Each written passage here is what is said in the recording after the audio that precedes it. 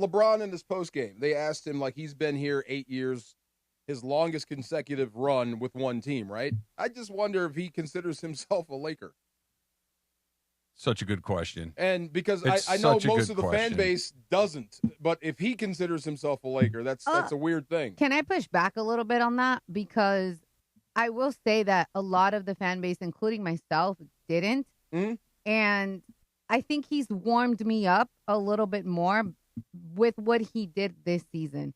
The fact that he was able to take that third, like, be the third option and still be the leader of the team when he needed to be and kind of take, I've always, and this is just me personally, I'm not speaking for anybody here or any other Laker fan, but a lot of the times I was like, oh, his ego is so huge, he can't do this. And he was like, bet I did that, and was able to remove that and become that third option and help the team. And, you know, he kind of said it last night when he talked about it, like, I've never had to do that. And the fact that he took a step back and did that, I was like, oh, man. Your question, and hearing her talk about this, is fascinating to me. Like, how does he view himself? Like, I know Laker fans have feelings about him, and no one's changing their mind about him, or very few people are, that there's the crazy notion that if you're a Kobe person, you can't be a LeBron person. That doesn't make any sense to me, but whatever. If you're this person, you can't be that person, or he's never the true Laker, or he's a mercenary. Okay, fine. That doesn't interest me nearly as much as what does he think of himself? Like, when he thinks of himself as an NBA player, the first thing that pops into his mind is what?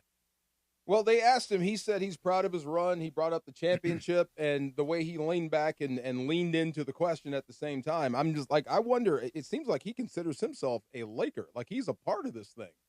Well, he is, right? Like, I know that people will try to dismiss that. But that's what I mean. Can you really go, if you're a Laker, can you go from here to Cleveland? Sure. Yeah, because he's been a Cav 2 other times. What's the difference between 2 or 3? And we're going to start where we're going to finish where we started. We're going to go all the way around the track a second time. We're going to come back here one last time. And the fact that Cleveland's pretty good. I mean, it fits. It fits really well. But I just wonder if he's like, man, I love being in Los Angeles. He's got a daughter in high school. He's got his family here. His businesses are here. I know he can go wherever he wants. But you're deified in Cleveland. You can only screw that up, I guess. I don't think so. I mean, it's hard to do, but how that season ends, if they sign you and it doesn't work Even out. If they were mid. Versus here, what you've built here. I think this is what it is. I don't think you're changing anybody's mind. I think if people love him, they love him. Yeah. If people don't, they don't. I think Laura is a very rare exception to the rule. And I don't know if, Laura, you went from a 0 to a 10, more from like a 3 to a 4, maybe something like that. But he's not changing anybody's mind. Like, even if they won another title next year, we're going to give the credit to Luka. LeBron will get credit, of course, but that was the other one. If he like, what team would want him? It was Cleveland and New York. Like, what if he signed someplace else? If they do get over the hump, would he get the credit for it? Depending on where he goes, There's only 2 places. Like, would he help Cleveland? Would he help New York, or would he just be riding? I think he would help anywhere he goes. He's still a really good player. He's a great player. When we started this conversation early in this, like early-ish in the year, and we're like, oh, he only has these options. He doesn't fit anywhere. And the reason why we said he didn't fit anywhere wasn't because he wasn't good. It was because we didn't know how to categorize him. He hadn't done the third option. The moment he did the third option, then you can picture him in other teams to help other teams, because he's always been the center point, the main thing in a team. And now it's like, oh, I can take that step back. And I'm still going to gravitate people to see me because I'm that good, but I don't need to be the focal point. And I think that's when we're like, oh, we can see him be somewhere else. We can see him click somewhere else.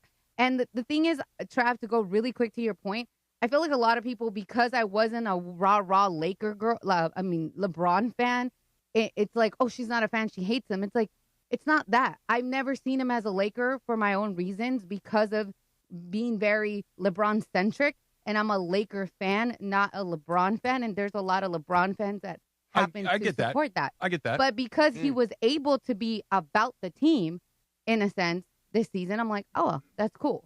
So it went from a 0 to like a 4. Lukewarm. I like, and the funny thing is, I'm glad the third option worked for the team. But I like this LeBron. The third option. No. I like this one. The one that's leading the team. Correct. All right, let's take a listen to this real quick. This is something that he was talking about as well, talking about what he was asked to do for the first time in his life. I don't know. I mean, I guess when you get like over 40, you start forgetting shit that happened. That's true. So I don't even remember many of the last times walking off the court. But listen, like I said, I mean, I left everything I could out on the floor. I control what I can control, and I can leave the floor saying like, even though I hate losing, obviously, but I was locked in on what we needed to do. Made sure that I tried to make sure our guys were locked in on what we needed to do throughout the postseason, throughout 10 games, and obviously we fell a little short, obviously, but I mean, I'm not looking at my year as a disappointment. That's for damn sure. Especially, I was put into some positions that I've never played in my career before. Actually, in my life, I've never been a third option in my life.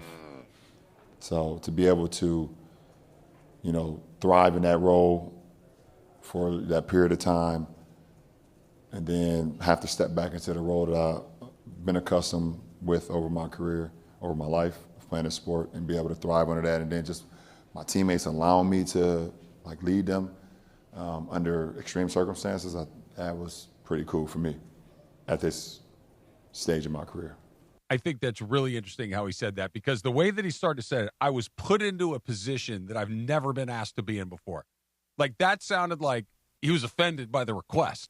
But then he finished it on a really high note where I was able to thrive. I was proud of this. I was proud of the ability to help lead my teammates and go back into this role. Like, I'm still not clear. Like, he obviously did it, and he did it really, really well. But that answer is like that he went out of his way to say, I've never been a third option in my life. He said the words third option. Blew me away. He actually admitted it. He did. You had to ask him to take a lesser role.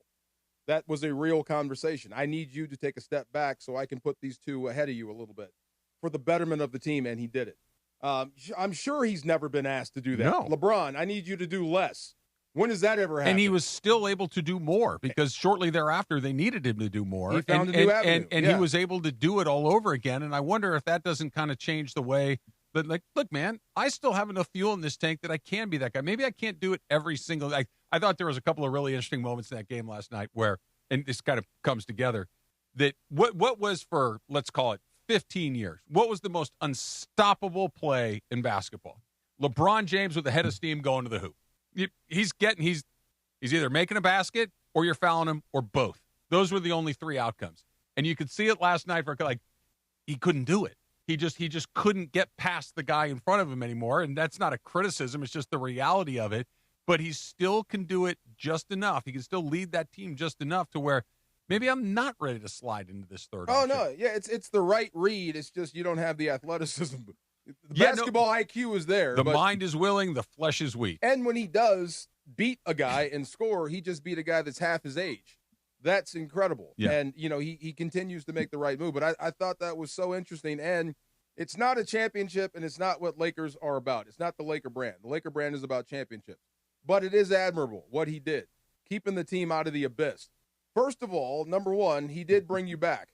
Yeah. Because post-Kobe, you were in the abyss. Oh, yeah. He brought the Lakers back. And then, regardless of how you feel about the bubble championship, it was a freaking championship. His run here has been a successful one. Thank you. Now, is it exactly what everybody was hoping? Probably not, but it's been a successful one. It put them back on the map as one of the prestigious franchises in the league. They did win a title, and they've been a topic of conversation basically every season that he's been here. Correct. And that's successful. And I love Luka, don't get me wrong, but I'm just speaking for LeBron. Your golden god was on the bench in street clothes. Yeah. And here I am taking this team to the second round. Yes. So for people like Laura, not to pick on you, but the ones that are on the fence about LeBron, I think you need to tone it down. He's better and more than what you think he is.